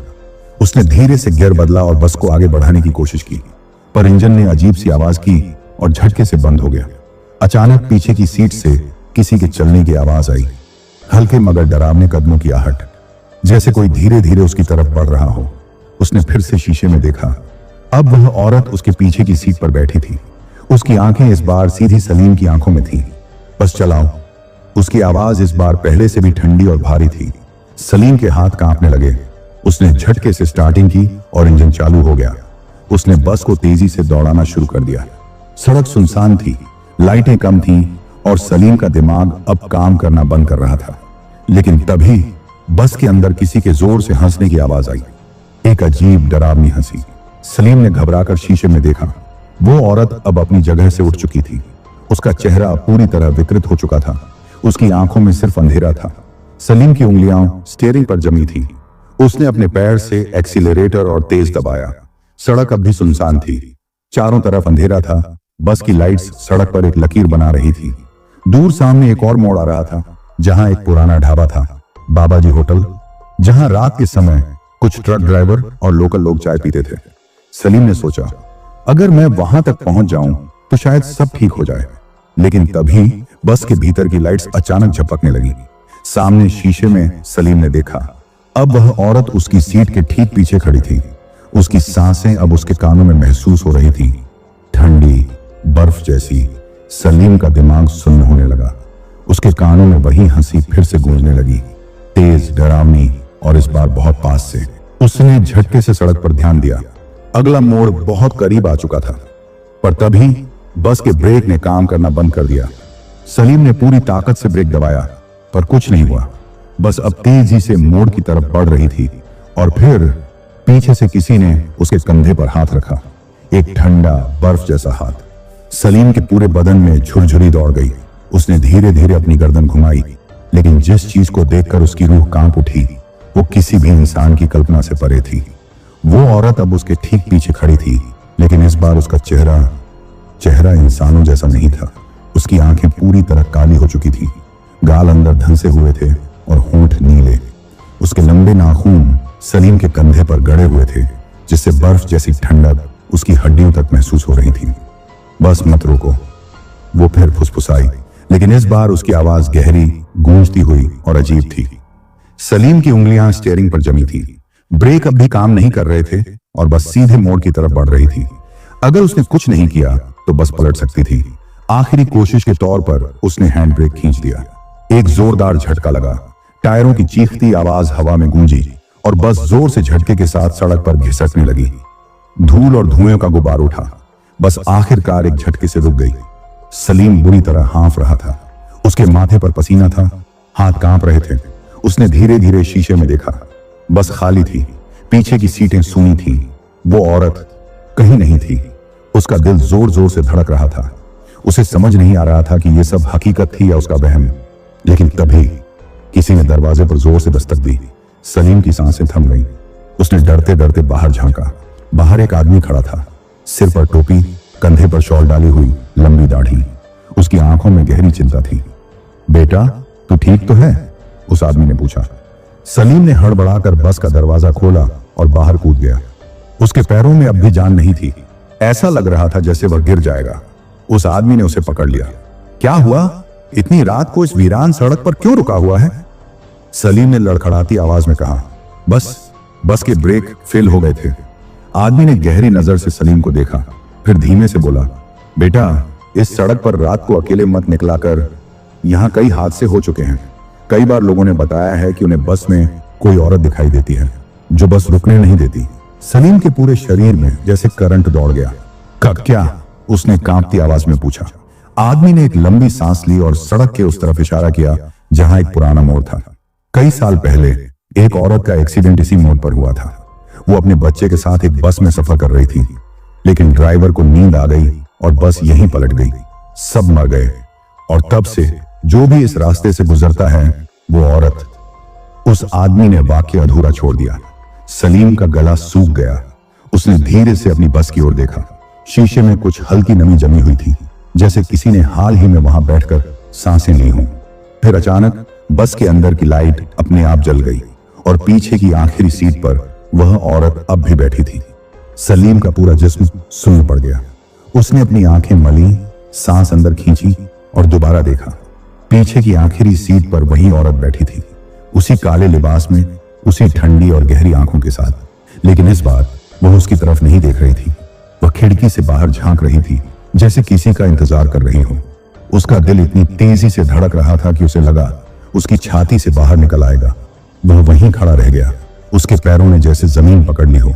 बाहर खड़े उस आदमी ने उसके चेहरे की दहशत देख ली। बेटा, आदमी की आवाज में अजीब सा डर था। तू अंदर क्या देख रहा है? सलीम ने कांपते होंठों से बस की ओर इशारा किया, लेकिन जब आदमी ने मुड़कर देखा तो बस के शीशे खाली थे। सीटें बिल्कुल खाली दिख रही थी। क्या तुम कुछ नहीं देख रहे? सलीम की आवाज टूटी हुई थी। आदमी ने बस को गौर से देखा, फिर एक गहरी सांस लेकर बोला, तू अकेला नहीं है यहां, चल मेरे साथ। लेकिन सलीम का दिमाग सुन्न हो चुका था। उसके कानों में वही आवाज गूंज रही थी, बस मत रोको। उसने धीमे से एक कदम बस की तरफ बढ़ाया। उसके पैर अब भी कांप रहे थे, लेकिन एक अजीब सा खिंचाव उसे अंदर खींच रहा था, जैसे कोई अदृश्य ताकत उसे अपनी ओर बुला रही हो। जैसे ही उसने पहला कदम बस के अंदर रखा, माहौल पूरी तरह बदल गया। बस के अंदर एक अजीब सी ठंडक थी। ऐसा लग रहा था जैसे वह किसी और ही दुनिया में आ गया हो। लाइटें अब भी हल्की हल्की झपक रही थीं। सीटों के ऊपर लगा पर्दा धीमे धीमे हिल रहा था, जबकि बस के दरवाजे अभी अभी खुले थे। हवा अंदर आ भी नहीं सकती थी। सलीम ने हिम्मत जुटाकर धीरे धीरे अपनी नजर शीशे की ओर घुमाई। पीछे की आखिरी सीट पर अब कोई नहीं था। उसने लंबी सांस ली, माथे का पसीना पोंछा और जैसे ही स्टीयरिंग के पास पहुंचा, पीछे से किसी के तेज कदमों की आहट आई। वो आवाज धीरे धीरे तेज होती गई, जैसे कोई बस के गलियारे में तेजी से चल रहा हो। सलीम ने बिना पीछे देखे स्टार्ट बटन दबाया। इंजन ने जोर की आवाज की और चालू हो गया, पर तभी किसी ने झटके से उसके कंधे पर हाथ रख दिया। मैंने कहा था ना, बस मत रोको। वो वही आवाज थी, ठंडी, गहरी और बिल्कुल पास से आई हुई। सलीम ने झटके से मिरर में देखा और जो उसने देखा उसने उसकी रूह तक हिला दी। वो औरत अब उसकी सीट के ठीक बगल में खड़ी थी, लेकिन इस बार उसका चेहरा पूरी तरह विकृत हो चुका था। उसकी आंखें गड्ढों में बदल गई थीं, होंठ कटे हुए थे और चेहरा इस तरह झुका हुआ था जैसे वो किसी पर झपटने ही वाली हो। सलीम के हलक से एक भी आवाज नहीं निकली। उसके हाथ स्टीयरिंग पर जमे थे, पर शरीर ने जैसे काम करना बंद कर दिया था। फिर अचानक बस के दरवाजे खुद ब खुद बंद हो गए और इंजन अपने आप तेज हो गया। बस अब रुक नहीं सकती थी। सलीम ने पूरी ताकत से स्टीयरिंग पकड़ लिया। सड़क के दोनों तरफ अंधेरा था, सिर्फ हेडलाइट की रोशनी थी जो आगे के रास्ते को दिखा रही थी। लेकिन अचानक सामने सड़क पर कोई खड़ा था, एक बच्चा, छोटा सा, सफेद कपड़ों में। बस सीधी उसकी तरफ बढ़ रही थी। सलीम ने पूरी ताकत से ब्रेक दबाया, लेकिन ब्रेक फिर से काम नहीं कर रहे थे। वो चिल्लाया पूरे जोर से, लेकिन तभी पीछे से वही डरावनी हंसी गूंजी। सलीम का दिमाग सुन्न हो गया। बस अब तेज रफ्तार से भाग रही थी और वो बच्चा धीरे धीरे पास आ रहा था। अब बस रुक नहीं सकती थी। सलीम की आंखें चौड़ी हो गईं। वो पूरी ताकत से ब्रेक दबा रहा था, लेकिन बस की रफ्तार कम नहीं हो रही थी। सामने वो बच्चा अब भी खड़ा था, बिल्कुल स्थिर, जैसे उसे कोई डर नहीं हो। सफेद कपड़ों में लिपटा, उसकी आंखें गहरी, अंधेरे से भरी हुई थी, बस सीधी उसी की तरफ बढ़ रही थी। हट जा, हट जा, सलीम चिल्लाया, मगर बच्चे ने एक कदम भी नहीं हटाया। अगले ही पल बस बच्चे के जिस्म से आर पार निकल गई। सलीम की सांसें रुक गईं। उसने शीशे में देखा, पीछे सड़क खाली थी, वहां कोई नहीं था। उसके हाथ स्टीयरिंग पर जम चुके थे। दिल इतनी तेजी से धड़क रहा था कि उसकी धड़कनें कानों में गूंज रही थी। उसने झटके से बस धीमी करने की कोशिश की, लेकिन तभी पीछे से वही आवाज आई, कहा था ना, बस मत रोको। इस बार आवाज बेहद पास से आई थी, इतनी पास कि सलीम को अपने कानों में किसी की ठंडी सांसें महसूस हो रही थी। उसने झटके से शीशे में देखा। वो औरत अब उसकी ठीक बगल में बैठी थी, लेकिन इस बार उसके होंठों पर एक अजीब सी मुस्कान थी। एक ऐसी मुस्कान जिसमें डर भी था और कुछ अधूरा रह जाने की बेचैनी भी। सलीम की उंगलियां स्टीयरिंग पर जमी थी, लेकिन अब उसकी पूरी बॉडी सुन्न हो रही थी। ठंडक उसके पैरों से चढ़कर सिर तक पहुंच चुकी थी। उसने हिम्मत जुटाकर अपनी नजर सामने की सड़क पर टिका दी। बस की स्पीड अब भी तेज थी। सड़क के दोनों तरफ ऊंचे ऊंचे पेड़ थे जो अंधेरे में अजीब सी आकृतियां बना रहे थे। हेडलाइट्स की रोशनी बस एक संकरी पट्टी पर पड़ रही थी, बाकी हर चीज धुंध में गुम हो रही थी। पर अचानक बस के अंदर एक और अजीब चीज होने लगी। साइड मिरर में सलीम को एक के बाद एक परछाइयां दिखने लगी। पहले सिर्फ एक, फिर दो, फिर चार, फिर पूरी बस की सीटों पर सफेद कपड़ों में लिपटी परछाइयां बैठी नजर आने लगी। सबके चेहरे गायब थे। सलीम ने झटके से सीट बेल्ट खोलने की कोशिश की, लेकिन बेल्ट अटक गई थी। उसने पूरे जोर से खींचा, पर बेल्ट खुल ही नहीं रही थी। अब तुम भी नहीं जा सकते, ये वही आवाज थी, अब की बार बिल्कुल पास से। सलीम ने सिर घुमाया। वो औरत अब पूरी तरह उसकी तरफ मुड़ चुकी थी। उसका चेहरा पहले से भी डरावना था। गालों की जगह सिर्फ गहरे गड्ढे थे। उसकी आंखों की पुतलियां गायब थीं और होंठ हल्के हल्के हिल रहे थे, जैसे वह कुछ और कहने वाली हो। पर तभी बस के बाहर जोर की आवाज हुई। एक और ट्रक सामने से तेजी से आ रहा था। सलीम ने पूरी ताकत से स्टीयरिंग घुमाया। बस सड़क से फिसलकर किनारे के कच्चे रास्ते पर चली गई। टायरों की जोरदार चरमराहट हवा में गूंजी। सीटों पर बैठे अनदेखे साए अब एक एक कर गायब होने लगे। बस आखिरकार एक झटके से रुक गई। चारों तरफ सन्नाटा था। सिर्फ इंजन की हल्की आवाज और सलीम की तेज तेज चलती सांसें सुनाई दे रही थी। उसने डरते डरते शीशे में देखा। बस अब पूरी तरह खाली थी। पीछे कोई नहीं था। वो औरत, वो बच्चे की परछाई, वो सफेद कपड़ों वाले लोग सब गायब हो चुके थे। सलीम की आंखों में अंधेरा छाने लगा। उसका पूरा शरीर पसीने से तर था। हाथ अभी भी कांप रहे थे। उसने जैसे तैसे खुद को संभाला और बस का दरवाजा खोला। ठंडी हवा के झोंके ने उसका चेहरा छू लिया। वह धीरे धीरे नीचे उतरा। सड़क के किनारे एक पुराना मोड़ था। पास ही एक टूटी फूटी दुकान थी जिस पर बोर्ड लटक रहा था, बाबाजी होटल।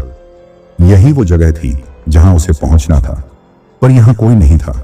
दुकान के दरवाजे खुले थे, पर अंदर अंधेरा था। सलीम ने घड़ी देखी। रात के 3:15 थे। उसका दिमाग अब भी सुन्न था। उसने जेब से मोबाइल निकाला और किसी को फोन लगाने की कोशिश की, पर पर नेटवर्क पूरी तरह गायब था। उसने इधर उधर देखा। कुछ दूर सड़क के किनारे एक पुराना बिजली का खंभा था। उसके पास एक आदमी खड़ा था, लंबी दाढ़ी, सिर पर टोपी, वही जिसने कुछ देर पहले सलीम को बाहर देखा था। पर इस बार वो आदमी हिला भी नहीं। सलीम ने धीरे धीरे उसकी तरफ कदम बढ़ाए। बाबा जी, आप? उसकी आवाज कांप रही थी, पर उस आदमी ने कोई जवाब नहीं दिया। जैसे ही सलीम और करीब पहुंचा, आदमी का चेहरा हल्का हल्का धुंधला होने लगा और फिर एक पल में ही वो हवा में गायब हो गया। सलीम का दिमाग अब पूरी तरह शून्य हो चुका था। उसकी टांगें अब और खड़े रहने लायक नहीं थी। उसने पास पड़ी एक पुरानी लकड़ी पर बैठने की कोशिश की, पर तभी पीछे किसी ने उसका नाम पुकारा। सलीम! वो वही आवाज थी, ठंडी, गहरी और डरावनी। अब वो अकेला नहीं था। सलीम की पूरी बॉडी कांप रही थी। उसने झटके से सिर घुमाया, लेकिन वहां कोई नहीं था। सड़क सुनसान थी। रात का घना अंधेरा हर तरफ फैला हुआ था। ठंडी हवा उसके चेहरे से टकरा रही थी, लेकिन अब उसे ठंड का एहसास नहीं हो रहा था। उसका दिल तेजी से धड़क रहा था। उसने सोचा कि शायद यह सब उसका वहम हो, लेकिन तभी बस के अंदर की लाइट फिर से जल उठी। उसका शरीर पूरी तरह सुन्न पड़ गया। बस जो अभी अभी खाली दिख रही थी, अब फिर से किसी की मौजूदगी का एहसास करा रही थी। सलीम ने धीमे धीमे पीछे मुड़कर देखा। बस के शीशे में हल्की हल्की धुंध सी जमी थी, जैसे किसी ने अभी अभी वहां सांसें ली हों। फिर एक आकृति उभरने लगी। सलीम ने पूरी ताकत लगाकर खुद को बस के करीब जाने से रोका, लेकिन उसकी आंखें शीशे पर जमी रहीं। उस धुंध के बीच अब दो आंखें चमकने लगी, काली, गहरी, अंधेरे से भरी हुई। वो औरत! फिर अचानक बस का हॉर्न जोर से बज उठा। सलीम जोर से उछल पड़ा। बस अपने आप चालू हो चुकी थी। इंजन की गूंज सड़क पर फैल रही थी। हेडलाइट्स खुद ब खुद जल गईं और एक हल्की सफेद परछाई बस के अंदर चलती हुई दिखी। सलीम के पैरों में जैसे जान नहीं रही। वो पीछे हटने लगा, पर तभी किसी ने उसका हाथ पकड़ लिया। ठंडा, बर्फ जैसा स्पर्श। उसने घबरा कर नीचे देखा। कोई नहीं था, पर फिर भी उसे साफ महसूस हो रहा था कि कोई उसे जकड़े हुए था। बस मत रोको, वही आवाज, अब की बार बिल्कुल उसके कान के पास से। सलीम की रूह कांप उठी। उसने पूरी ताकत लगाकर अपना हाथ छुड़ाया और लड़खड़ाते कदमों से पीछे हटने लगा। बस अब धीरे धीरे खुद ही आगे बढ़ने लगी थी। सलीम ने देखा कि वह औरत अब ड्राइवर की सीट पर बैठ चुकी थी। स्टीयरिंग पर उसके हाथ थे और उसकी आंखें सीधे सलीम को घूर रही थी। फिर बस की हेडलाइट्स तेज हुई और एक झटके में वह पूरी रफ्तार से सड़क पर दौड़ पड़ी। सलीम की आंखों के सामने सब कुछ धुंधला होने लगा। वो समझ नहीं पा रहा था कि यह सब हकीकत थी या कोई भयानक सपना, लेकिन यह सपना नहीं था। बस तेजी से दूर जा रही थी और उसकी लाल बैक लाइटें अंधेरे में गायब होने लगी। सलीम अब सड़क के किनारे अकेला खड़ा था। उसके कानों में अब भी वही हंसी गूंज रही थी। उसने धीरे धीरे अपने हाथों को देखा। उसकी उंगलियों पर किसी की उंगलियों के निशान थे, जैसे किसी ने बहुत जोर से उन्हें पकड़ रखा हो। वह बुरी तरह हाँफ रहा था। उसका शरीर सुन्न हो चुका था। उसने एक बार फिर चारों तरफ देखा। रात के 3:30 थे। सड़क अब भी उतनी ही सुनसान थी, लेकिन अब एक बात बदल चुकी थी। सलीम अब अकेला नहीं था। पीछे से फिर किसी ने उसका नाम पुकारा। सलीम का जिस्म पसीने से भीग चुका था। उसके कानों में गूंजती आवाज अब और नजदीक आ चुकी थी। सलीम! वह सुन्न हो गया। धीरे धीरे कांपते हुए उसने अपनी गर्दन घुमाई। पीछे वही आदमी खड़ा था जो कुछ देर पहले बिजली के खंभे के पास खड़ा दिखा था, लेकिन अब उसका चेहरा पहले जैसा नहीं था। उसकी आंखों में सिर्फ अंधेरा था, जैसे वहां कुछ था ही नहीं। उसके होंठ जरा सा हिले और बिना किसी भाव के उसने फिर से कहा, बस मत रोको। सलीम के पैरों ने जैसे जमीन पकड़ ली हो। उसके दिमाग में अभी भी बस की वो डरावनी तस्वीर घूम रही थी। वो औरत जो खुद ही स्टीयरिंग पर बैठ गई थी, वो बच्चे की परछाई जो बस के सामने आ गई थी, वो सफेद कपड़ों में बैठे लोग जिनके चेहरे नहीं थे। अब तू अकेला नहीं है, वो आदमी फिर से बोला, लेकिन इस बार उसकी आवाज बहुत भारी हो गई थी, गूंजती हुई, डरावनी और कुछ ऐसी जो किसी इंसान की नहीं लग रही थी। सलीम के हाथ पैर ठंडे पड़ गए। वह पीछे हटने लगा, लेकिन उसके पैरों में अब भी कमजोरी थी। उसने घड़ी की तरफ देखा। रात के 3:43 हो चुके थे। आसमान अब भी अंधेरे में डूबा हुआ था। दूर तक कोई गाड़ी नहीं दिख रही थी। शाहदरा के इस वीरान रास्ते पर सिर्फ वही था, और अब शायद वो भी नहीं रहा। उसने फिर से देखा। वो आदमी अब भी वहीं खड़ा था, लेकिन उसका चेहरा अब और ज्यादा धुंधला हो चुका था। फिर अचानक उसके होंठों से एक अजीब सी हंसी निकली, ठंडी, खोखली और इतनी भयानक कि सलीम के रोंगटे खड़े हो गए। सलीम ने पूरी ताकत लगाकर अपने कदम पीछे खींचे और भागने की कोशिश की, लेकिन जैसे ही उसने पहला कदम आगे बढ़ाया, उसकी टांगें लड़खड़ा गईं। उसने महसूस किया कि कोई चीज उसके पैरों को जकड़ रही थी। उसने झटके से नीचे देखा। सफेद कपड़ों में लिपटा एक छोटा सा बच्चा अब उसकी टांगों को पकड़ चुका था। सलीम के हलक से चीख तक नहीं निकली, उसकी आंखें चौड़ी हो गईं। बच्चा धीरे धीरे अपना सिर ऊपर उठा रहा था, लेकिन उसका चेहरा नहीं था। सिर्फ एक काली गहरी जगह थी जहां उसकी आंखें और मुंह होने चाहिए थे। सलीम ने पूरी ताकत से अपने पैरों को छुड़ाने की कोशिश की, लेकिन वो हिल तक नहीं पा रहा था। पीछे खड़ा वो आदमी अब धीरे धीरे उसकी तरफ बढ़ने लगा। बस मत रोको, वो फिर वही शब्द दोहरा रहा था। अब उसकी आवाज कई लोगों की आवाजों में बदल गई थी। सलीम ने जोर से अपनी आंखें बंद कर ली, पर आवाज अब भी उसके कानों में गूंज रही थी। सलीम की धड़कन जैसे रुकने को थी। उसके पैरों में जकड़न बढ़ती जा रही थी और उस सफेद कपड़ों में लिपटे बच्चे की पकड़ और मजबूत होती जा रही थी। उसका पूरा शरीर ठंड से सुन्न हो चुका था, लेकिन डर से उसके माथे पर पसीना छलक आया था। पीछे खड़ा वो आदमी अब और करीब आ चुका था। उसकी चाल धीमी थी, मगर हर कदम के साथ सलीम को ऐसा लग रहा था जैसे जमीन उसके नीचे से खिसक रही हो। सलीम ने फिर से जोर लगाकर अपने पैर छुड़ाने की कोशिश की, लेकिन बच्चा अब अपने छोटे छोटे हाथों से उसकी पैंट को पकड़कर खड़ा होने की कोशिश कर रहा था। मत देख, मत देख, ये शब्द अचानक उसके दिमाग में गूंजने लगे। किसी अनजान आवाज ने जैसे उसे चेतावनी दी हो, लेकिन इंसान का मन हमेशा मना की गई चीज को ही करने के लिए मजबूर होता है। सलीम ने डरते डरते नीचे देखा। बच्चा अब खड़ा हो चुका था। उसके कपड़े सफेद थे, लेकिन मिट्टी से सने हुए। उसकी उंगलियां लंबी और टेढ़ी थी और उसका चेहरा अब भी गायब था। काली गहरी जगह, सिर्फ एक खाली अंधेरा। सलीम के पूरे बदन में झुरझुरी दौड़ गई। उसके पैरों की ताकत जवाब देने लगी थी। बोलना, बस क्यों रोकी? अब की बार बच्चा ही बोल पड़ा। उसकी आवाज असली बच्चे जैसी नहीं थी, गहरी, भारी, जैसे कई लोगों की आवाजें एक साथ गूंज रही हों। पीछे खड़ा आदमी अब सलीम के बेहद करीब था। उसके चेहरे की जगह भी अब सिर्फ काला अंधेरा दिख रहा था। बस क्यों रोकी सलीम? अब दोनों की आवाजें एक साथ गूंज रही थी, बच्चे की भी और उस आदमी की भी। सलीम की आंखों के सामने अंधेरा छाने लगा। उसकी सांसें तेज हो गईं। उसके कानों में एक अजीब सी गूंज हो रही थी, जैसे दूर कहीं कोई पुराना इंजन चालू हो रहा हो, लेकिन इंजन की आवाज कहां से आ रही थी? उसने धीरे से अपनी गर्दन घुमाई और जो उसने देखा, उसने अपनी पूरी ताकत से चीखने की कोशिश की, लेकिन उसकी आवाज जैसे गले में ही अटक गई। सामने सड़क पर वो बस वापस आ रही थी, तेज रफ्तार से, बिना ड्राइवर के।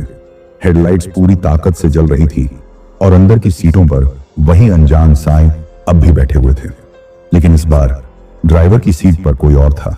सलीम को लग रहा था कि उसकी आत्मा अब शरीर से बाहर निकलने वाली है। बस की रफ्तार तेज होती जा रही थी। फिर अचानक उसने देखा वो औरत अब भी वहीं बैठी थी।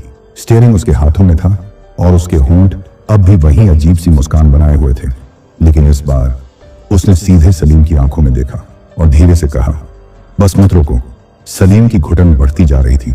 उसके हाथ पैर ठंडे पड़ चुके थे। उसके दिमाग में हर वो डरावनी चीज घूम रही थी जो उसने आज तक सुनी थी, बस अब बिल्कुल पास आ चुकी थी। हेडलाइट्स की रोशनी में वो आदमी और बच्चा पूरी तरह साफ दिख रहे थे, पर सलीम की नजरें अब बस में बैठे सवारियों पर टिकी थी। वो सभी उसकी तरफ देख रहे थे। सभी के चेहरे गायब थे, सबके होंठ हिल रहे थे और सब एक साथ वही दोहराने लगे, बस मत रोको। फिर अचानक सब कुछ अंधेरा हो गया। सलीम की आंखों के सामने हर चीज अंधेरे में डूब गई। उसे ऐसा लगा जैसे उसका पूरा शरीर हवा में तैर रहा हो, जैसे वो किसी अनदेखी दुनिया में समा रहा हो। उसके कानों में अब भी वही शब्द गूंज रहे थे, बस मत रोको। लेकिन अचानक एक झटका लगा। उसकी आंखें खुली। उसने खुद को बस की ड्राइवर सीट पर बैठे हुए पाया। इंजन चालू था, हेडलाइट्स जल रही थी और सड़क के दोनों ओर वही वीरानी पसरी हुई थी, पर कुछ बदला हुआ था। वो बस अब भी उसी जगह खड़ी थी जहां उसने इसे रोका था। लेकिन घड़ी पर नजर पड़ते ही उसका दिमाग चकरा गया। रात के 11:30 थे, पर यह कैसे हो सकता था? उसने घड़ी फिर से देखी, कुछ भी बदला नहीं था। उसके मोबाइल की बैटरी अब भी 50% थी और कॉल लॉग में आखिरी नंबर वही था, जो उसने शाहदरा बस डिपो पर कॉल करने के लिए डायल किया था। पर जो सबसे अजीब बात थी वो ये कि उसकी बस अब पूरी तरह खाली थी। पीछे की सभी सीटें खाली पड़ी थीं। खिड़कियों के शीशे साफ थे, कहीं कोई धुंध, कोई परछाई, कुछ भी नहीं था। क्या यह सब सिर्फ उसका वहम था? पर उसकी सांसें अब भी तेज चल रही थीं। उसके हाथ अब भी स्टीयरिंग पर जमे हुए थे और सबसे बड़ी बात, उसके कंधे पर अब भी वही ठंडा एहसास था जैसे किसी ने अभी अभी उसे छुआ हो। सलीम ने घबराकर अपना कंधा झटका और झटके से बस का दरवाजा खोला। ठंडी हवा उसके चेहरे से टकराई और तभी उसने सड़क के किनारे देखा एक बूढ़ा आदमी, लंबी दाढ़ी, कंधे पर शॉल डाली हुई, वही आदमी जो उसने पहले देखा था। पर इस बार उसके चेहरे पर एक मुस्कान थी। बेटा, तू ठीक तो है? सलीम की आंखें फैल गईं। बाबा जी, मैं क्या हुआ था मेरे साथ? बूढ़ा आदमी मुस्कुराया जैसे उसे सब पता हो। उसने धीरे से सलीम के कंधे पर हाथ रखा। कुछ नहीं बेटा, तू बस बहुत थक गया था। तुझे नींद आ गई थी और तूने कोई डरावना सपना देख लिया। सपना? सलीम को यकीन नहीं हो रहा था। हाँ बेटा, रात के इस पहर दिमाग थका होता है और कभी कभी डर हमारे अपने अंदर होता है, लेकिन अब सब ठीक है। घर जा, आराम कर। सलीम ने अपने आसपास देखा। सब कुछ सामान्य था। बस के शीशे अब भी चमक रहे थे। खिड़कियों से बाहर वही वीरान सड़क दिख रही थी। उसने लंबी सांस ली और अपनी सीट पर बैठकर बस को स्टार्ट किया। लेकिन जैसे ही उसने गियर बदला, उसकी नजर शीशे पर गई। पीछे की आखिरी सीट पर कोई बैठा था, काले लिबास में, सिर झुका हुआ। पर इस बार वो सलीम की तरफ नहीं देख रही थी। वो खिड़की से बाहर देख रही थी, जैसे किसी का इंतजार कर रही हो। सलीम के शरीर में झुरझुरी दौड़ गई। उसने अपनी नजरें शीशे से हटा ली और बिना कुछ सोचे बस को आगे बढ़ा दिया। अगर आपको ये कहानी पसंद आई हो और आप ऐसी ही और डरावनी कहानियां सुनना चाहते हैं तो जल्दी से चैनल को सब्सक्राइब करें और वीडियो को लाइक करें। अगली बार हम लेकर आएंगे एक और सच्ची, खौफनाक और दिल दहला देने वाली कहानी। तब तक बस मत रोको। मिलते हैं अगली वीडियो में।